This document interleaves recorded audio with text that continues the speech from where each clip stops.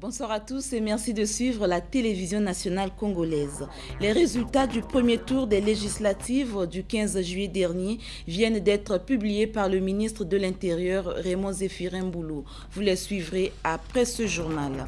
À suivre aussi dans cette édition la publication des rapports sur le déroulement du scrutin du 15 juillet par les différentes missions d'observation de ces élections. Séance de travail aujourd'hui entre le ministre des Mines et de la Géologie Pierre Oba et le PDG de la société sud-africaine Exaro, M. Sifon Kossi. L'exploitation du fer de Mayoko a été au centre de cet entretien. Les ONG congolaises bénéficieront bientôt du soutien financier de l'ambassade des États-Unis au Congo. Ces subventions ont fait aujourd'hui l'objet d'une signature d'accord entre les différentes parties. Enfin, en écologie, c'est hier que l'ancien Premier ministre Charles David Ganao a été inhumé à Djambala, terre de ses ancêtres. Voilà tout pour les titres, les détails à présent.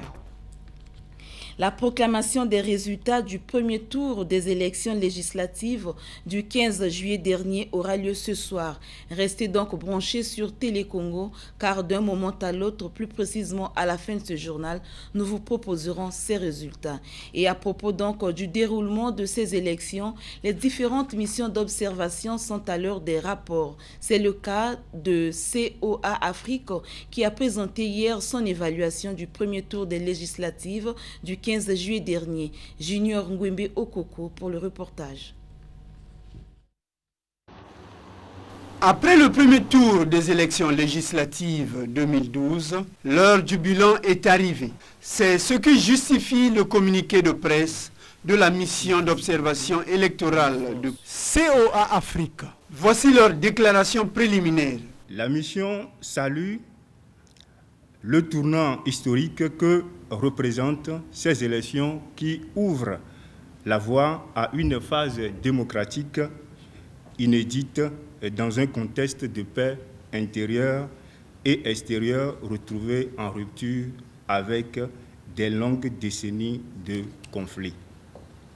La mission de la coordination des observateurs internationaux des ONG et associations africaines salue que ces élections législatives se sont déroulées à l'échelle nationale dans le calme et sans incident notable. Selon cette mission d'observation, la présence massive des délégués des partis politiques, de la majorité, des indépendants et de l'opposition est un élément crucial qui garantit la transparence et la crédibilité du processus électoral. La mission conjointe d'observation composée de la société civile et de la diaspora africaine en Europe a présenté également son rapport sur le déroulement du premier tour des législatives. C'était ce matin à la Cour constitutionnelle. Le reportage de Alida Bienvenue Kodi et Claude-Alain Bangoma. Bien avant la publication des résultats du premier tour des législatives 2012, attendue fiévreusement par les Congolais, la mission conjointe d'observation électorale de la société civile et de la diaspora africaine en Europe a été reçue à la Cour constitutionnelle ce matin. Cette mission conduite par le docteur Dagbara Innocent Touré est allée présenter ses civilités aux autorités de la dite institution. La délégation a été reçue par le vice-président de la Cour constitutionnelle. Après avoir passé en revue les questions liées au déroulement du vote, les deux parties ont plutôt scruté le rapport dans lequel la mission se prononce. Le vote s'est déroulé inexorablement en dépit de quelques incidents mineurs, a-t-il été révélé.